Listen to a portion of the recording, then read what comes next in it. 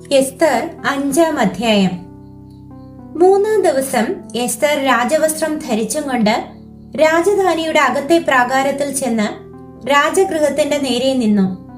രാജാവ് രാജധാനിയിൽ രാജഗൃഹത്തിന്റെ വാതിലിന് നേരെ തന്റെ സിംഹാസനത്തിൽ ഇരിക്കുകയായിരുന്നു.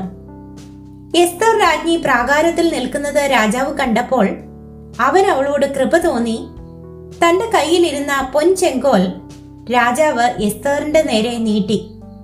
എസ്തർ അടുത്ത് എന്ന് ചെങ്കോലിന്റെ അഗ്രം തൊട്ടു. രാജാവ് അവളോട്, എസ്തർ രാജ്ഞിയെ, എന്തു വേണം? എന്താകുന്നു നിന്റെ അപേക്ഷ? രാജ്യത്തിൽ പാതിയോളം ആയാലും നിനക്ക് തരാം എന്ന് പറഞ്ഞു.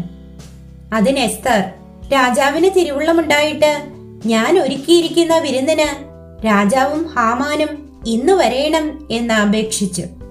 എസ്തർ പറഞ്ഞതുപോലെ ചെയ്യുവാൻ ഹാമാനെ വേഗം വരുത്തുവിൻ എന്ന് രാജാവ് കൽപ്പിച്ചു. അങ്ങനെ രാജാവും ഹാമാനും എസ്തർ ഒരുക്കിയ വിരുന്നിന് ചെന്നു. വീഞ്ഞു വിരുന്നിൽ രാജാവ് എസ്തറിനോട്, നിന്റെ അപേക്ഷ എന്ത്? അത് നിനക്ക് ലഭിക്കും. നിന്റെ ആഗ്രഹവും എന്ത്? രാജ്യത്തിൽ പാതിയോളം ആയാലും അത് നിവർത്തിച്ചു തരാം എന്ന് പറഞ്ഞു. അതിന് എസ്തർ, എന്റെ അപേക്ഷയും ആഗ്രഹവും ഇതാകുന്നു.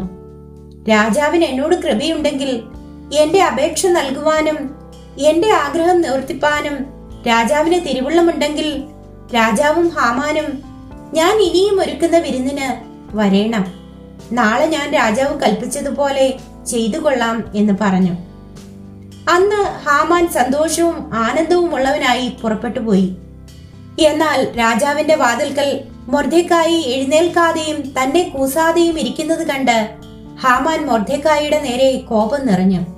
എങ്കിലും ഹാമാൻ തന്നെത്താൻ അടക്കിക്കൊണ്ട് തന്റെ വീട്ടിൽ ചെന്ന് സ്നേഹിതന്മാരെയും ഭാര്യയായ സേരശിനെയും വിളിപ്പിച്ചു. ഹാമാൻ അവരോട് തന്റെ ധനമാഹാത്മ്യവും പുത്രബഹുത്വവും രാജാവ് തനിക്ക് നൽകിയ ഉന്നത പദവിയും പ്രഭുക്കന്മാർക്കും രാജഭൃത്യന്മാർക്കും മേലായി തന്നെ ഉയർത്തിയിരിക്കുന്നതും വിവരിച്ചു പറഞ്ഞു. എസ്തർ രാജ്ഞിയും താൻ ഒരുക്കിയ വിരുന്നിനും എന്നെ അല്ലാതെ മറ്റാരെയും രാജാവിനോടുകൂടെ ചെല്ലുവാൻ അനുവദിച്ചില്ല.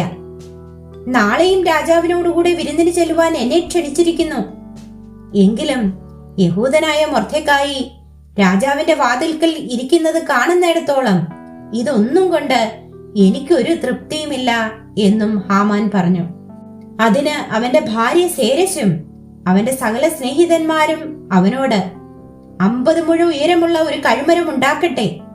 മൊർദെഖായിയെ അതിന്മേൽ തൂക്കിക്കളയേണ്ടതിന് നാളെ രാവിലെ നീ രാജാവിനോട് അപേക്ഷിക്കണം.